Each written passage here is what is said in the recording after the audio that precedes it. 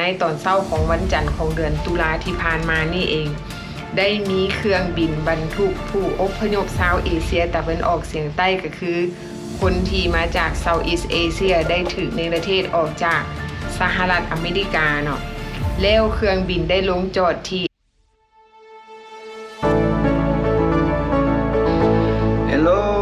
Hello สบายดีทุกคนสบายดีแม่บ้านสบายดีอุ่นสบายดี FC ทั้งภายในและต่างประเทศเนาะพี่น้องเนาะมื้อนี้อุ่นนี้มีเรื่องเราแม่นพี่น้องเฮาสิข่าวนี้โดนและที่เฮาได้อัปเดตให้พี่น้องฟังเรื่องเกี่ยวกับกระเจ้าส่งคนเอเชียนเฮาไปเซาท์แอฟริกาแม่นเนาะพี่น้องเนาะอันนี้ก็เป็นข่าวใหม่ที่หาก็เกิดขึ้นเนาะเกี่ยวกับการส่งคนเอเชียเฮาไปยังประเทศแอฟริกาใต้โอ้แม่นแอฟริกาใต้แม่นละเซาท์แอฟริกาพี่น้องอันนี้ก็เป็นข่าวที่หาก็เกิดขึ้นเนาะเฮาก็อยากมาอัปเดตหรือว่ามาเล่าข่าวให้ทุกคนได้ฟังว่าณปัจจุบันนี้ทางสหรัฐอเมริกาเขาเจ้าก็มีการผลักดันส่งคนไปยังประเทศที่3เนาะแต่ว่าณปัจจุบันนี้ณเดือนนี้ที่เฮาได้ยินข่าวมาเนาะได้มีในตอนเช้าของวันจันทร์ของเดือนตุลาที่ผ่านมานี่เองได้มีเครื่องบินบรรทุกผู้อพยพชาวเอเชียตะวันออกเฉียงใต้ก็คือคนที่มาจากเซาท์อีสต์เอเชียได้ถูกในประเทศออกจากสหรัฐอเมริกาเนาะแล้วเครื่องบินได้ลงจอดที่เอสวาตินีในทวีปแอฟริกานั่นเองเนาะและก็ได้มีทนายความของชาย2คนที่ถูกในประเทศได้ไปเปิดเผยต่อสำนักข่าวแห่งหนึ่งเนาะโดยที่เราได้เล่าให้เกี่ยวกับนักข่าวได้ฟังว่านับเป็นเที่ยวบินรอบล่าสุดที่ส่งไปยังเซาท์แอฟริกาซึ่งสหรัฐอเมริกาได้เฮ็ดข้อตกลงที่เป็นความลับถือว่าเป็นเรื่องความลับสุดยอดโดยที่บ่อยากให้ผู้ใดรู้โดยที่บ่เปิดเผยต่อสังคมภายนอกแล้วก็บ่เปิดเผยต่อบรรดานักข่าวเนาะบ่ให้พวกสื่อออนไลน์ได้รู้อย่างน้อยนี่มี5ประเทศเพื่อรับเอาผู้อพยพภายใต้โครงการเนรเทศไปยังประเทศที่3ของรัฐบาลโดนัลด์ทรัมป์เนาะพี่น้องเนาะซึ่งทางรัฐบาลของเอสวาตินีได้กล่าวว่าได้เฮ็ดข้อตกลงกับทางสหรัฐอเมริกาในการรับเอาผู้ที่ถูกเนรเทศสูงสุดจำนวน160คนโดยองค์การสิทธิมนุษย์ได้ระบุว่าเนาะที่เขาเจ้าออกมารายงานให้ฟังพวก Human Rights Watch เนาะเขาเจ้าได้ออกมาให้เฮาฮู้ว่าเพิ่นหันได้เห็นเอกสารที่แสดงให้เห็นว่าทางสหรัฐอเมริกาจะได้จ่ายเงินจำนวน 5.1 ล้านดอลลาร์เนาะให้แก่เอสวาตินีซึ่งเป็นส่วนหนึ่งในข้อตกลงเพื่อจะรับเอาชาวผู้อพยพที่อยู่สหรัฐแบบผิดกฎหมายนี่เอาไปไว้ในการคุ้มครองดูแลในจำนวน160คนเนาะพี่น้องเนาะซึ่งว่าก็คือเฮาฮู้เนาะในที่ผ่านมาเฮาก็เคยได้ยินข่าวว่าได้มีการส่งคนเอเชียเฮาไปยังประเทศที่3เนาะในนั่นก็คือมีคนลาวแดเนาะก็ซึ่งว่าในเดือน7ที่ผ่านมายูทีเอสวาตินีนี่ได้ควบคุมชาย4คนก็คือในนั่นมีชาวคิวบาคนลาวคนเวียดนามและคนเยเมนเนาะในจำนวน4ชายนี่ถูกส่งไปยังเอสวาตินีโดยที่เขาเจ้าส่งไปแล้วเนาะเอาไปอยู่ไสส่งไปแล้วนั่นเขาเจ้าเอาไปอยู่ในคุกเนาะพี่น้องเนาะคุกอยู่สั้น high maximum จำพวกที่ขังคุกถือคุกนะเมนคนจำพวก4คนนี้ที่ถูกส่งจากสหรัฐอเมริกาเนาะได้รับการคุ้มครองดูแลเนาะโดยที่มีการรักษาความปลอดภัย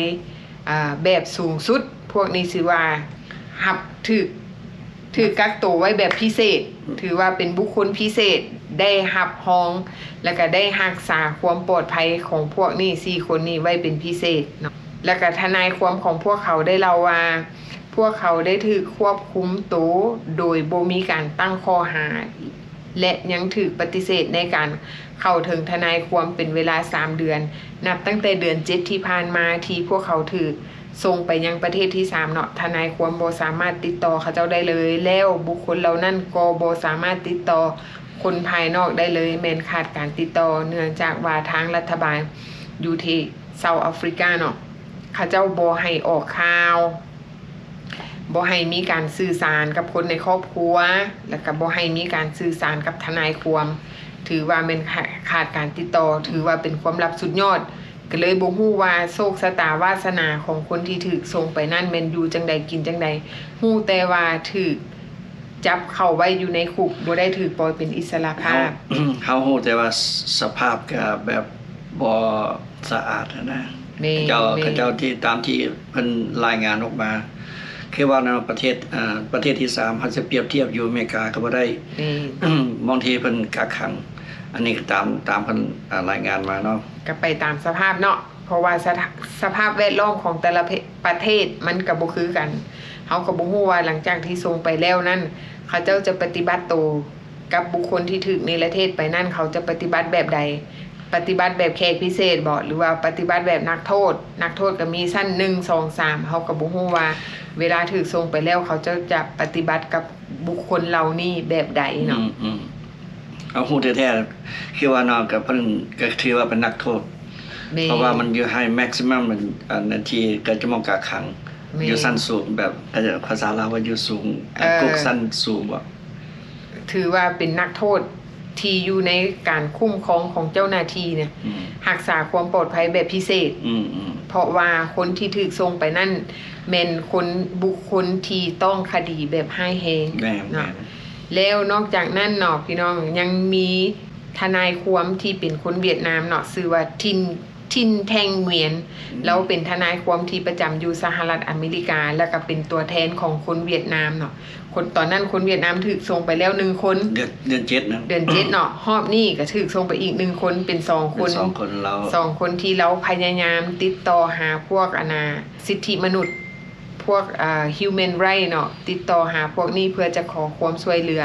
เพื่อติดตามว่าลูกความของเรานั่นถูกส่งไปยังประเทศที่3นั่นโชคชะตาเป็นแนวใดแล้วเราก็พยายามเพื่อจะดึงบุคคลเหล่านี้ส่งไปยังประเทศต้นทางก็คือส่งไปยังประเทศบ้านเกิดแต่ว่าความพยายามของเรานั่นจะไปฮอดใส่ก็ยังบ่ทันฮู้เทื่อเนาะแต่ว่าทนายความของผู้ชาย2คนเวียดนามนี่เราก็ออกมาเล่าให้ฟังโดยที่เราได้รับการช่วยเหลือจากกลุ่มสิทธิมนุษย์เนาะโดยที่เขาเจ้าให้การช่วยเหลือเราให้การติดตามว่าคนของเราที่คนเวียดนามที่ส่งไปยังประเทศที่3นั่นเขาเจ้าโชคชะตาวาสนาเป็นแนวใดเขาเจ้าก็เลยได้บอกว่าพวกเขาถูกควบคุมตัวไปยังศูนย์กักกันคนเข้าเมืองอยู่อเล็กซานเดรียในรัฐลุยเซียนาก่อนจะถูกส่งตัวขึ้นเครื่องบินไปยังเอสวาตินีเนาะ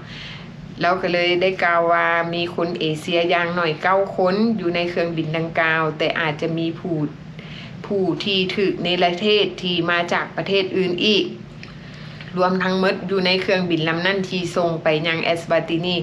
ในมื้อวันจันทร์ที่ผ่านมารวมทั้งหมดนั้นมี11คนที่ถูกส่งไปเนาะในนั้นก็มีชาวเอเชียแต่เขาเจ้าก็บ่ได้ระบุว่าคนเอเชียนั้นมาจากประเทศใดเนาะในโซนของ Southeast Asia เนาะก็คือเอเชียตะวันออกเฉียงใต้ที่รวมทั้งหมดมี9คนแต่ว่าเขาเจ้าก็บ่ได้บอกประเทศเพราะว่าเป็นความลับเนาะอันนี้เอากับว่ามาบอกที่ว่าที่เพิ่นรายละเอียดที่เพิ่นบอกออกมาหาก็เล่าตามเพิ่นบอกเนาะเนาะแล้วก็บอกว่าเที่ยวบินดังกล่าวหันได้ไปแวะไซเดเนาะก่อนสิไปฮอดเอสวาตินีเที่ยวบินดังกล่าวนั่นก็เลยได้ไปแวะพักที่ประเทศโปโตริโกเซเนกัลแล้วก็แองโกลาเนาะก่อนจะเดินทางไปฮอดเอสวาตินีก็คือถือว่าในจำนวน11คนนี่ไปฮอดเอสวาตินีแล้วเนาะยังเหลือส่วนที่เหลือเพราะว่าในโครงการของโดนัลด์ทรัมป์ที่จะส่งคนออกไปยังเซาท์แอฟริกานั้นมีจำนวน160คนแต่ฮู้แท้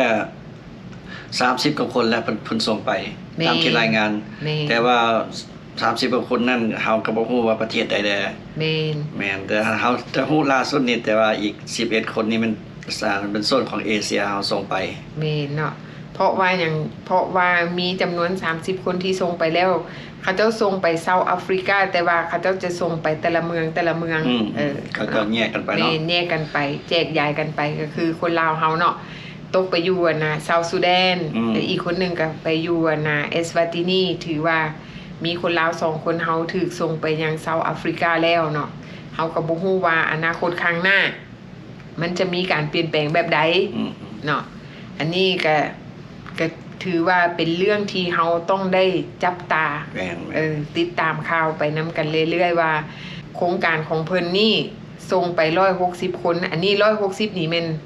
ส่งไปแต่เอสวาตินีได้เฮาก็ยังบ่ฮู้ว่าส่งไปอีกไสอีกแน่แม่นเฮาก็บ่ฮู้บางเทื่อประเทศที่อื่นที่รัฐบาลทรัมป์เนาะก็จะไปตกลงกันไว้ว่ากำหนดเท่าไหร่แต่ว่าเฮาฮู้ได้สำหรับเซาท์แอฟริกานี่160คนแม่นแต่ว่าอยู่ในลิสต์ที่นะรัฐบาลโดนัลด์ทรัมป์ที่เราไปติดต่อไว้ตอนนั้นมีจักประเทศฮะ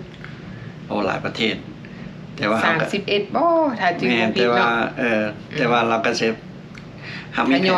ยอยเข้าไปเราก็มีแผนการของเราแม่นเนาะก็ได้จะติดตามไปเบิ่งเรื่อยๆเนาะแม่นก็สำหรับคนลาวเฮาเนาะที่ได้ฮอดเมืองลาวเนาะแม่นอันนี้ครับเป็นโอกาสโชคดีที่สุดเฮาก็เคยเว้ามาหลายคลิปว่าคนลาวได้กลับไปประเทศลาวแปลว่าได้โอกาสดีที่สุดแม่นเป็นอิสระแม่นแล้วแม่นแต่ขอให้เป็นเริ่มชีวิตที่ดีและก็สิบ่มีปัญหาแม่นไปตามกฎตามระเบียบของบ้านเมืองของเฮาเนาะแม่นเพราะว่าก็คือหลายๆคลิปที่เฮาเฮ็ดผ่านมาเนาะคนลาวเฮาที่ถูกส่งมายังประเทศลาวบางคนก็มีเวียกเฮ็ดงานทำบางคนก็ไปอยู่กับพี่กับน้องเนาะพี่น้องก็สิ่งที่สำคัญที่สุดก็คือปฏิบัติตัวให้เป็นคนดีของสังคมเป็นคนดีของครอบครัวเนาะ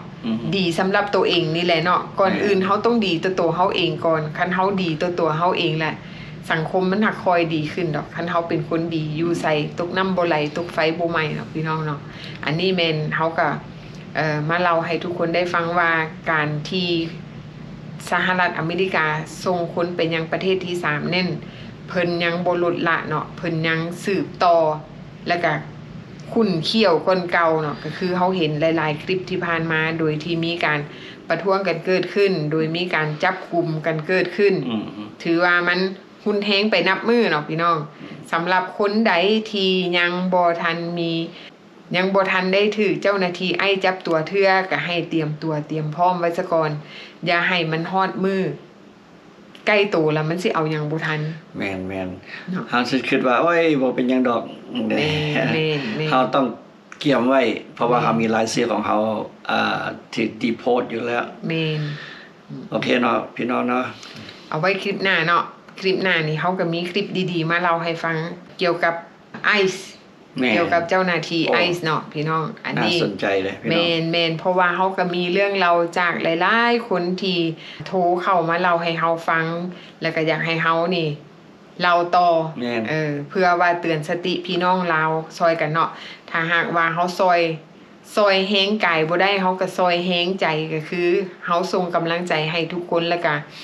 บ่น้อยก็หลายการที่เฮาออกมาเล่าให้ทุกคนได้ฟังเพื่อเป็นความรู้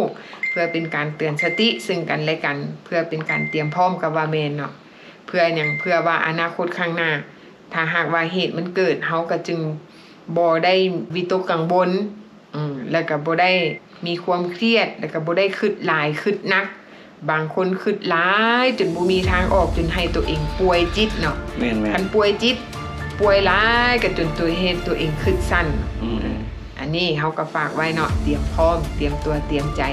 อีหยังสิเกิดก็ให้มันเกิดเนาะพี่น้องเนาะคันเฮาเตรียมพร้อมล่ะถือว่าเฮาก็สู้ๆไปนำกันแม่น